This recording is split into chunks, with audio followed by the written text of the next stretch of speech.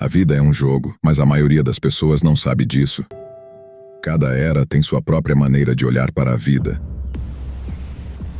Há 500 anos atrás, Shakespeare descreveu o mundo como um palco onde somos apenas atores, interpretando nossos papéis. Há 200 anos atrás, Charlotte Brontë falava da vida como uma batalha, um desafio que temos que lutar e sofrer. Há 100 anos atrás, Winston Churchill dizia que a vida era um teste, e este mundo um local de provação. E você, qual sua percepção do mundo? Para muitas pessoas, a vida é algo que devemos suportar, através de uma série interminável de problemas que enfrentamos para talvez chegar ao céu após a morte. E se essa é a história que você continua contando a si mesmo, pouco a pouco, a vida passará a parecer algo de que você quer fugir. Uma sempre espera. Mas e se você olhasse para a vida como um jogo, você deve ser o protagonista e se entreter enquanto descobre coisas novas. Com uma simples mudança de pensamento, você pode mudar completamente a experiência da sua vida. O mundo é um lugar com novas aventuras, missões e recompensas.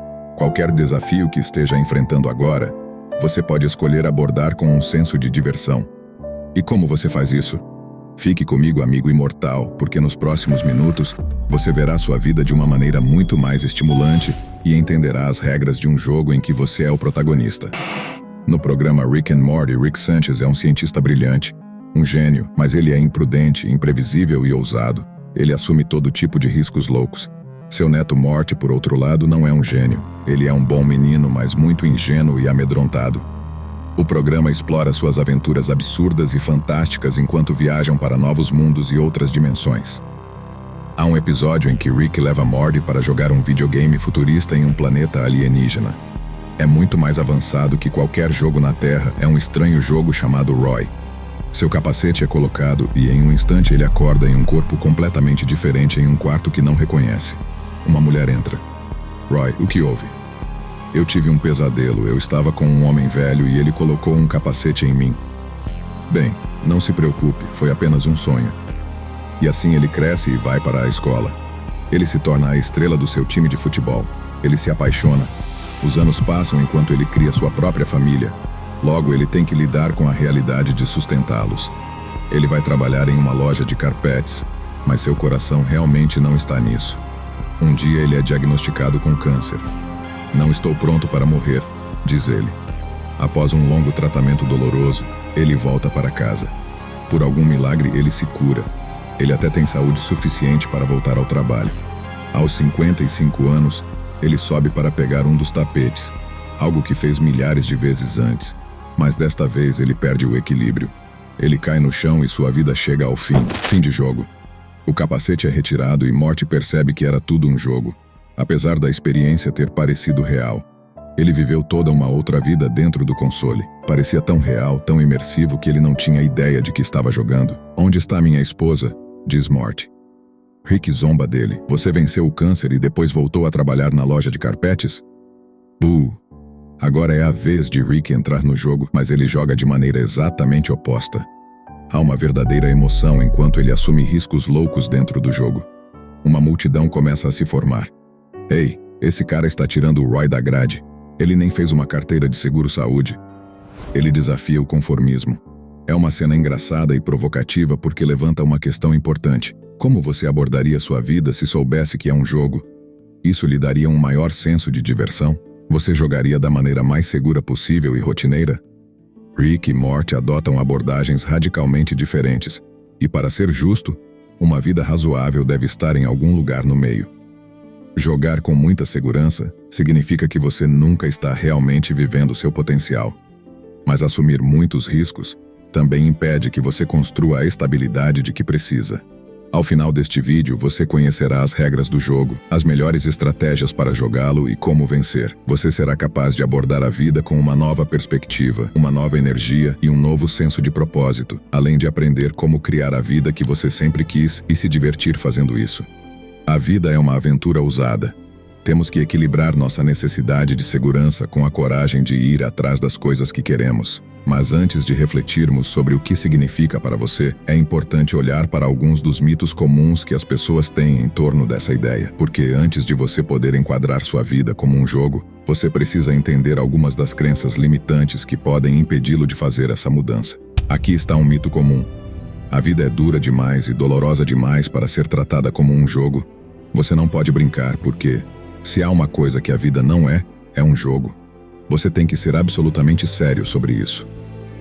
Para responder a este ponto, vamos olhar para as situações mais sérias que você pode imaginar, onde é uma questão de vida ou morte. Estou falando de cenários de desastre da vida real onde algumas pessoas vivem e outras não. Um dos exemplos mais incríveis vem da história de Joe Simpson e Simon Yates. Em 85, eles escalaram o topo da montanha Ciula Grande nos Andes peruanos. Estão a cerca de 6 quilômetros de altura. Enquanto eles estavam descendo, Joe caiu e quebrou a perna direita. Mas não estava apenas quebrada, estava tão completamente estilhaçada que seu osso da panturrilha havia perfurado sua articulação do joelho. Os pensamentos mais horríveis começaram a preencher sua mente. É isso, minha vida acabou. Eles estavam completamente sozinhos em uma montanha coberta de neve sem outras pessoas à vista. Eles não podiam pedir ajuda. Joe sabia que não havia como seu amigo Simon carregá-lo para baixo. Era uma queda mortal até o fundo. A comida e a água estavam se esgotando. Se não descessem rapidamente, nenhum dos dois sobreviveria. A maioria das pessoas teria entrado em pânico ou desistido. Mas Joe e Simon elaboraram um plano. Eles olharam para suas ferramentas. Tinham 2 cordas, cada uma com 45 metros de comprimento. Se as amarrassem juntas, se tornaria uma corda de 90 metros com um nó no meio. Em teoria, Joe poderia se amarrar a uma extremidade e Simon a outra. Eles cavaram um ponto de âncora na montanha. Simon então abaixava Joe pelo comprimento da corda, onde ele poderia ficar de pé em sua perna boa e não quebrada. Simon poderia então descer para encontrá-lo. Se fizessem isso repetidamente, teoricamente poderiam descer a montanha. Eles decidiram transformar o resto de sua jornada em um jogo, concentrando toda a sua atenção na próxima borda, na próxima inclinação, um passo de cada vez, como se estivessem resolvendo um quebra-cabeça. Joe disse que um padrão de movimento se desenvolveu após meus primeiros saltos instáveis, e eu repeti meticulosamente o padrão. Cada padrão compunha um passo pela encosta, e comecei a me sentir desapegado de tudo ao meu redor. Não pensei em nada além dos padrões. Ele entrou em fluxo. Esta mudança de mentalidade transformou sua luta em uma espécie de dança, um jogo que o libertou do terror do que tinha que fazer. E é algo que vemos com muitas pessoas que sobrevivem a desastres. Lawrence Gonzalez, autor do livro Deep Survival, escreve que inúmeros sobreviventes relataram a mesma coisa, desenvolvendo um padrão e então focando apenas em tornar o padrão perfeito. Eles conseguiram sair de situações aparentemente impossíveis. E assim Joe Simpson chegou a aceitar sua situação até alcançar o estágio de ludicidade. Mas Joe e Simon encontraram um grande problema. Chegaram a um ponto onde Simon, sem saber, abaixou Joe por um penhasco onde ele não tinha onde se apoiar. Enquanto ele pendurava-se sem ajuda no ar, nenhum deles tinha ideia de quão longe era a queda até a próxima borda. Joe não tinha como escalar a corda de volta. Simon não conseguia puxá-lo, então eles ficaram ali por mais de 1 hora. Ambos estavam agora em incrível perigo. Simon sabia que se tentasse descer, ambos caíram da montanha. Então havia apenas uma coisa que ele poderia fazer. Com o coração pesado, ele tirou sua faca e decidiu cortar a corda entre eles, sabendo que isso enviaria Joe para seu destino. Em um instante, Joe caiu e desapareceu do lado do penhasco. E ainda assim, de alguma forma, Joe ainda estava vivo. Ele caiu mais de 200 pés e pousou em uma pequena borda dentro de uma fenda. Mas quando olhou para cima e viu que não havia como escalar para sair, sua única escolha era descer ainda mais na escuridão e esperar que houvesse algum outro caminho para fora. Eu realmente lutei para tomar essa decisão. Estava tão assustado de ir mais fundo, mas a única outra opção era apenas sentar lá, esperando cegamente que as coisas melhorassem, e eu simplesmente sabia que não iria. E então ele desceu mais fundo no desconhecido. Gonzalez escreve que os melhores sobreviventes quase não gastam tempo se aborrecendo com as coisas que perderam. Eles não perdem tempo se afogando em negatividade quando as coisas vão mal. Por quê?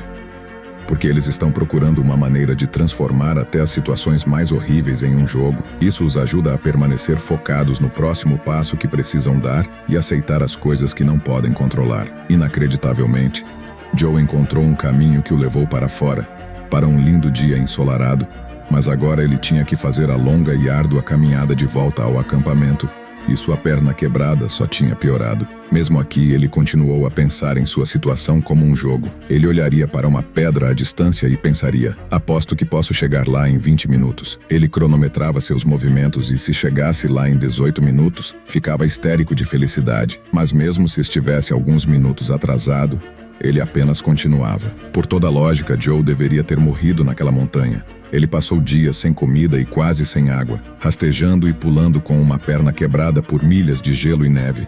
E ainda assim ele viveu. Quando Joe olha para trás em sua jornada angustiante, ele se enche de um senso de admiração e gratidão. Quando você reformula os problemas em sua vida como um jogo, isso lhe dá resiliência para continuar, mesmo nas situações mais desesperadoras, e é algo que você pode aplicar à sua vida agora mesmo. Talvez você esteja estudando para um exame difícil, talvez você esteja procurando um novo emprego, ou talvez esteja lutando para sustentar sua família. Seja o que for, você pode reimaginar sua situação como um jogo, onde coloca seu foco apenas no próximo movimento que precisa fazer. Pergunte a si mesmo: qual é o passo mais simples que posso dar agora para me aproximar de onde preciso estar?